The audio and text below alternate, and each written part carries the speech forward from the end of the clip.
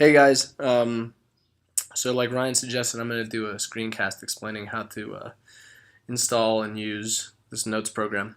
By the way, ScreenFlow, Ryan, this program is rad. Um, okay, so first you're gonna download the source code, which is here. And you can save this file to your computer and then put it on the desktop. It has a .txt extension. We're going to get rid of that when we install it. But we're not ready to install it yet.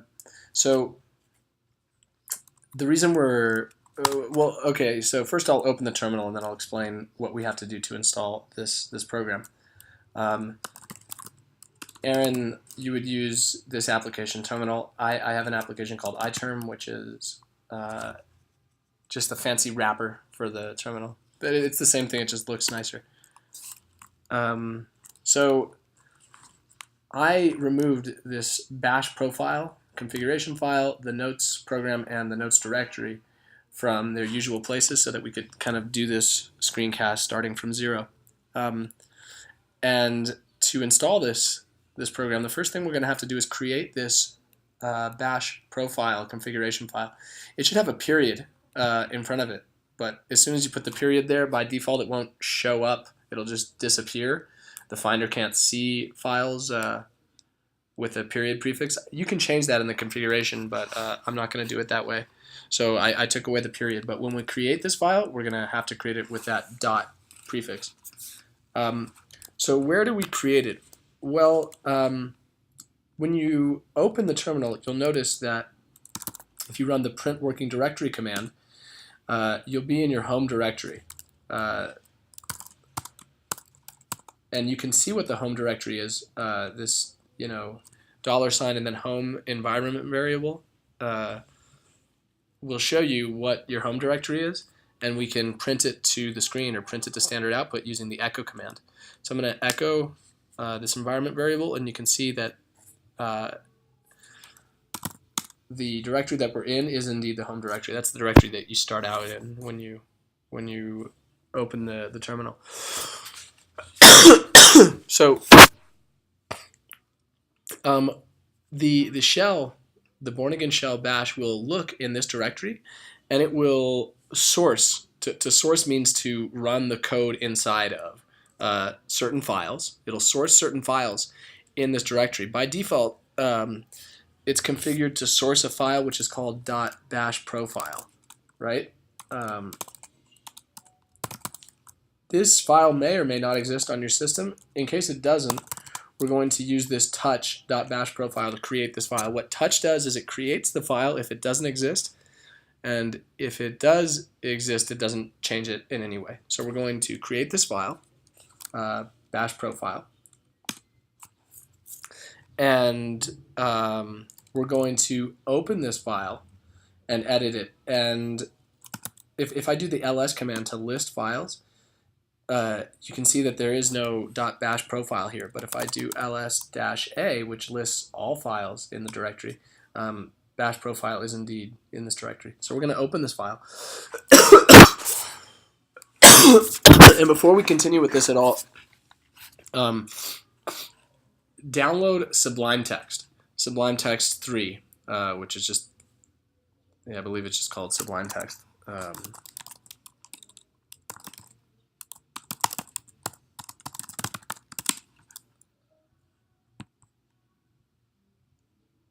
Yeah, so go here and download this for your machine and stick it in your applications before we continue, because that's the text editor that I'm going to use right now too. And it's just good to have a decent text editor. The text editor that comes with OS 10 by default is called TextEdit, and it's unusable. So I'm going to open this .bash profile file with this command, open-a Sublime, then a backslash, which escapes this space character, Sublime Text, and then .bash profile. This is this file that we just created here, and it opens it in Sublime Text, and currently there's nothing in this file. So what are we going to do with this file? We're going to augment our path. And let me go back to the terminal and explain what the path is all about. So the path, and I'm going to open, well, actually forget about it. I'm just going to change directory into the directory where I want to install the Notes program. So we're going to want to install our Notes program in our Dropbox so that the notes that we create get synced in our Dropbox automatically, and they're available like across our different devices. But to install the Notes program there, the directory that we choose for the Notes program in our Dropbox, it needs to be part of our path.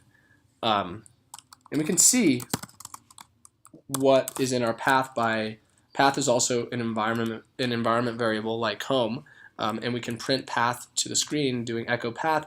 The different directories that are part of the path are separated by colons, so you can see that there's this Python binary directory, a user binary, a binary, user sbin, and blah, blah, blah. There's like 6 directories here, which are part of the path by default.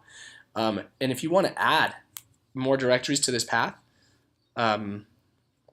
then you need to do this in your .bash profile configuration file, so that when the shell starts up and it sources this file, the .bash profile, it augments this default path to include other directories. Otherwise, you would have to install Notes in one of these directories, and then, I mean, first of all, you won't really know exactly where it is, and also by default, it'll create the Notes directory that contains your notes as a subdirectory of one of these, and they won't get synced in your Dropbox because none of these are in your Dropbox. So we're going to decide where to put it.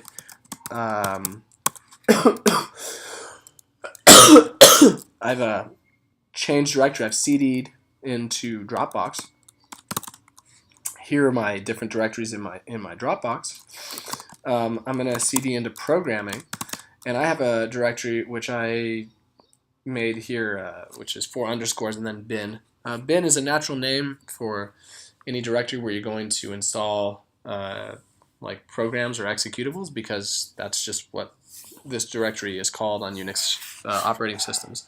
So we're going to go into this binary directory. If this directory doesn't exist, well, then you could open this folder with open dot, and you could create a folder here called bin. I think that would be the natural name for it, and that's where we're going to install the Notes program.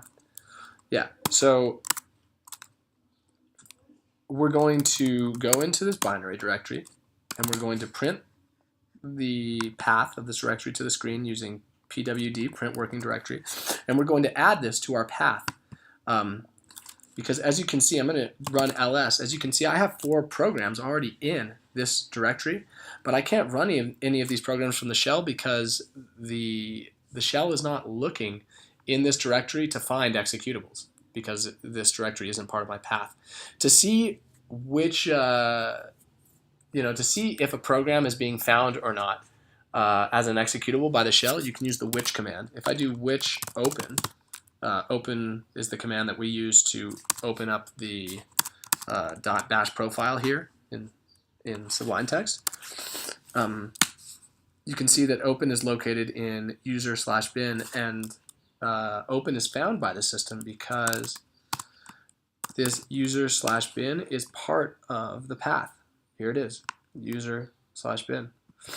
So we need to add this directory here to our path. If I try to do, which XOR is a perfectly valid executable, a program that I wrote, but the shell is going to tell me that XOR isn't found because this directory is not part of our path.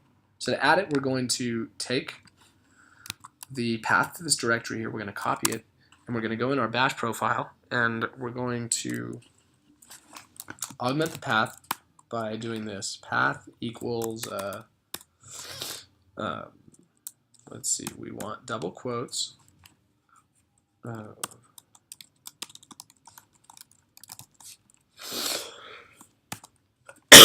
then a colon, path inside brackets like this, and then a colon, then we're going to paste this copied text. Exactly like this. What this does is it takes the path variable and it assigns to it the current path and then appends to it a colon, in other words, to specify a new directory, and then the path to some new directory. So if I save this file and I close it, and then I go back to the terminal, and I echo my path, you're going to see this is not part of my path yet because we haven't sourced this file yet. The file gets sourced when you start up the shell or if you use the source command. But instead of doing the source command, I'm just going to quit iterm. I'm going to open it again. And now if I echo the path, this guy here has been added to my path. And if I do which XOR, remember that program I was talking to you about? Now, instead of saying XOR not found, it's saying this is where the XOR program is. It's in this directory because this is part of our path now. So what I'm going to do is I'm going to change directories into this guy right here. I'm going to open this directory and I'm going to place notes within this here. So now we're almost done with the installation. The only thing that we have left to do, if I list the files in this directory, you can see that notes is in here. First of all, it's called notes.txt. We don't want that. We want to remove that extension. So I'm going to use the mv command to change its name from notes.txt to notes. So now it's just called notes. Now I'm going to change the permissions that we have on this file so that we can actually execute it. Because you'll notice if I do which LSE or which XOR, these programs are found in this directory, which is part of our path now. But if I do which notes, it's going to say notes is not found. And if I try and run notes, it's going to say that we don't have permission to execute this file.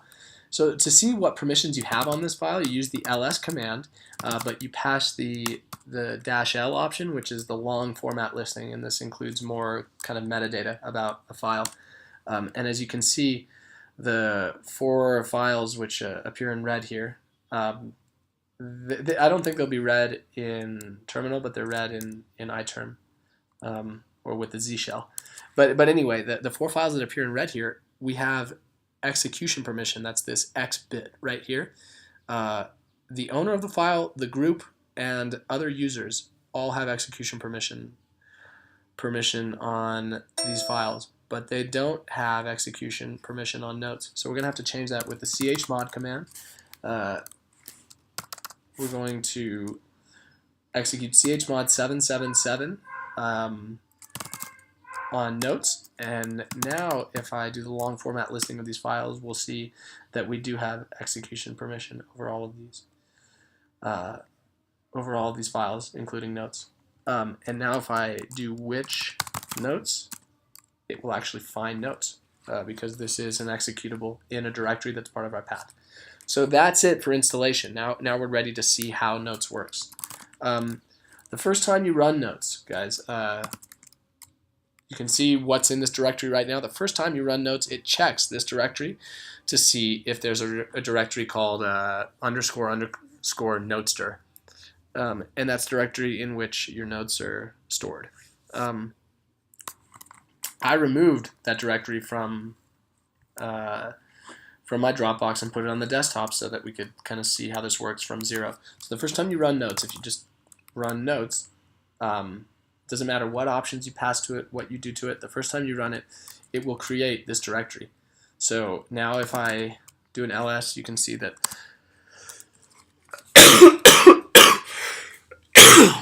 this directory notester was created. It has no notes in it right now. So now we're going to start making some notes. And to do that, now I'm going to start the part of the screencast where I explain how notes works. So if I pass the -h option, I can get the help menu for notes. We can see how the program works. these are the different options that you can pass to it, and then there are also modes of execution where you pass no options at all. So I'll go through the options one by one. And yeah, before I go through the options, I'm just going to delete Notester here, and I'm going to replace it now with my actual notes directory that has some notes in here to work with. So that I don't have to make, kind of, made up, contrived notes for the screencast. So yeah, -H, as you can see, displays the help page. -C is to combine notes. All the notes that come after the first target note get combined into a target note.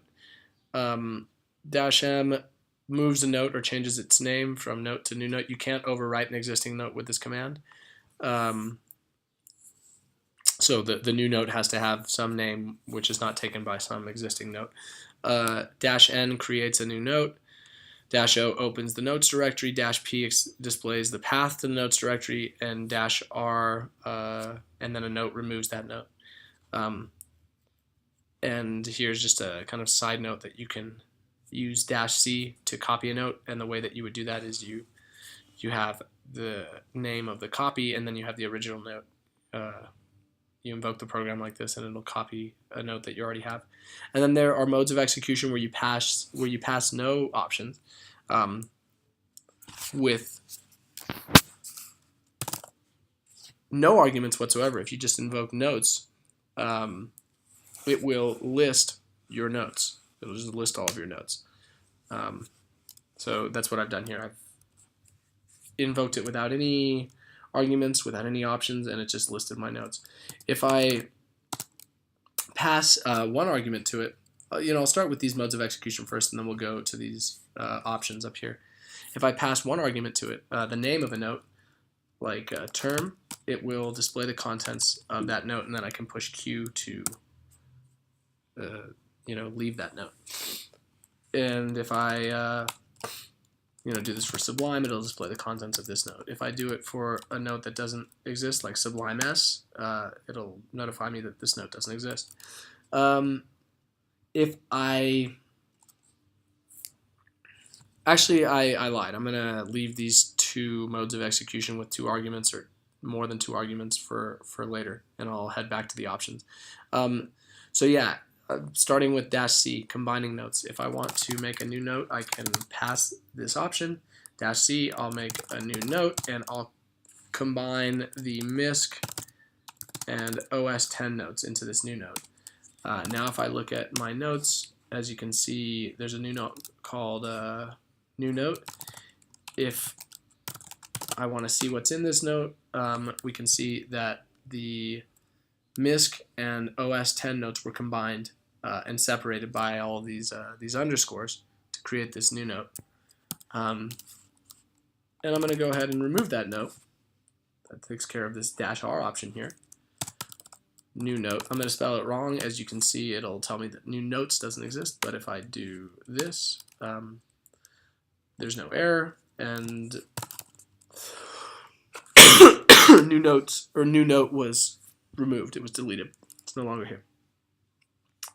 -M, moving a note. So if I want to change the name of a note, I can take maybe OS10 and I want to call it term to overwrite the term note. Well, as you can see, like I was saying, guys, the note term already exists and it cannot be overwritten with the -M option. Yeah, you cannot remove you can't overwrite a note with this -M command. But if I name it something new like OS20, now OS10 has turned into OS20. And I'm going to undo that. I'm going to move OS20 back to OS10. So now it's OS10 again. I'm going to get the help menu again so we can have a look at this. Create a new note. This just creates an empty file.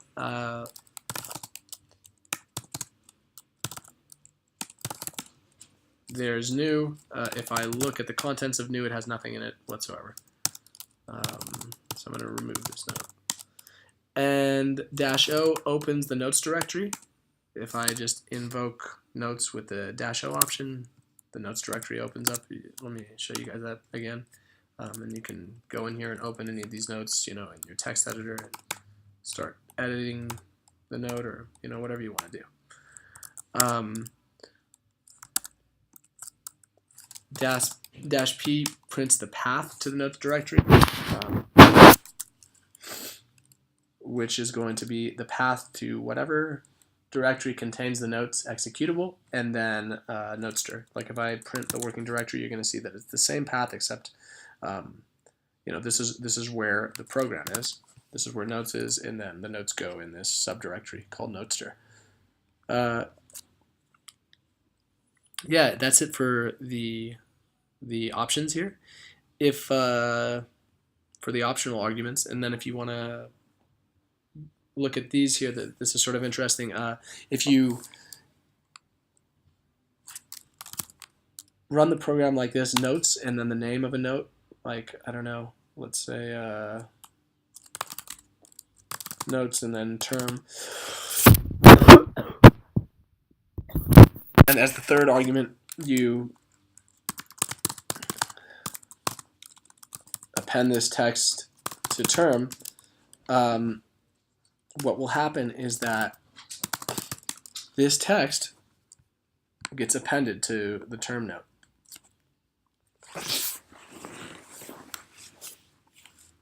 And so that's what happens if you invoke this with two arguments and no options. The third argument here, or excuse me, the second argument just gets appended to the note specified in the first argument. And then you can also, this syntax here is actually, I think, pretty useful. If you pass two or more arguments, but instead of passing in the first argument the name of a note, you pass the name of a program, and that's why I put this warning here: notes should not have the name used by programs in your path. For example, use a name like GitHub for a note instead of Git, because Git is an executable, so that's why I have a note that's called GitHub instead of Git. And the reason I put this warning is because I wanted to enable this kind of third, very fast and easy functionality here, where if you pass two or more arguments, but the first argument is the name of a program, well, what it does is it passes all of these notes in the second, third, etc., fourth, fifth arguments to this program. So if I want to open notes using the open program, I can do notes open. I don't have a note called open. This is rather the name of a program. And I can do, I don't know, term and OS 10. And it'll pass both of these as arguments to open. Both term and OS 10, and open will open both of them in a text editor. So this is a very quick way, and I'm going to delete this, append this text to term. I'm going to delete that and save this. This is a very quick way to open notes.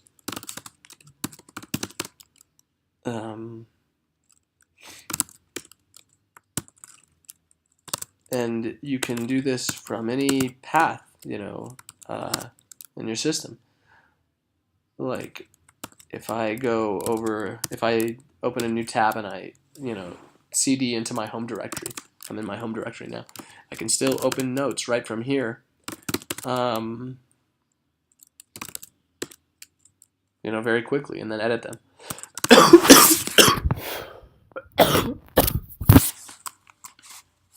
And you could pass these notes to any program that you want. Open is just probably the most useful for opening a note. But you could also pass them to ls. Like if I do notes and then my argument is ls-l, and then I pass, I don't know, Sublime and term, it will pass Sublime and term to ls-l, which is the long format listing of ls, and it'll give me the long format listing of these notes. Yeah, so there's one other kind of syntax I should mention.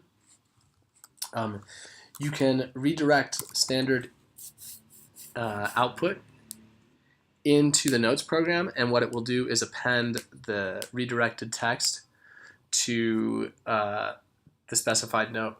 So if I take the echo program, and let's say I do echo hi, what this does is it takes this argument here, the contents of this argument, it prints it to standard output. Now if I redirect the standard output of the echo program using this pipe, the vertical bar, to the standard input of notes, and then I specify a note like, I don't know, OS 10, it will append that text hi to OS 10. This case is kind of stupid because it's contrived. It would be a lot easier to just go ahead and do notes OS 10 hi, and that would also append the text hi to OS 10. But let's say you want to, let's say you have some file on the desktop. I'm going to change directory to the desktop, and I'm going to make a test file, and I'm going to put some random text into this file.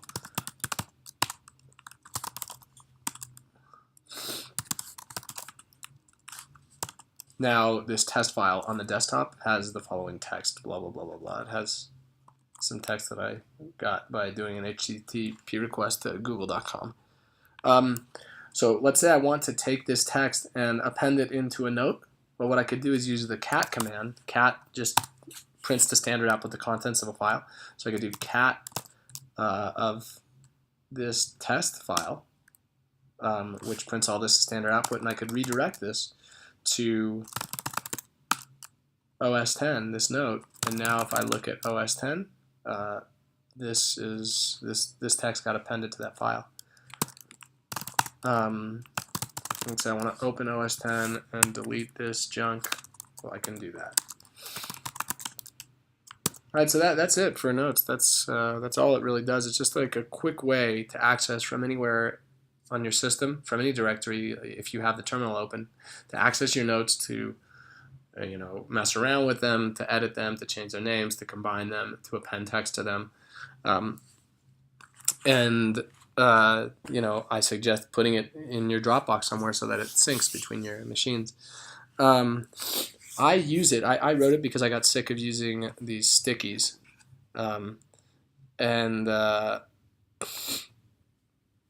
yeah, I got sick of using these stickies for kind of these permanent notes, because this is not a good place for these permanent notes. If you delete something from one of these notes and you try and do Command Z, you can't even get it back. Not that there aren't better sticky programs, but I just got tired of using this, so I wrote this notes program.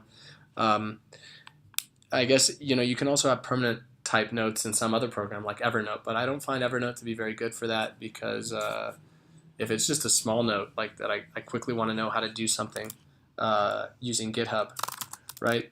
For me, it's a lot easier to do this than it is to go here, open Evernote, find that note, and then get the contents of that note.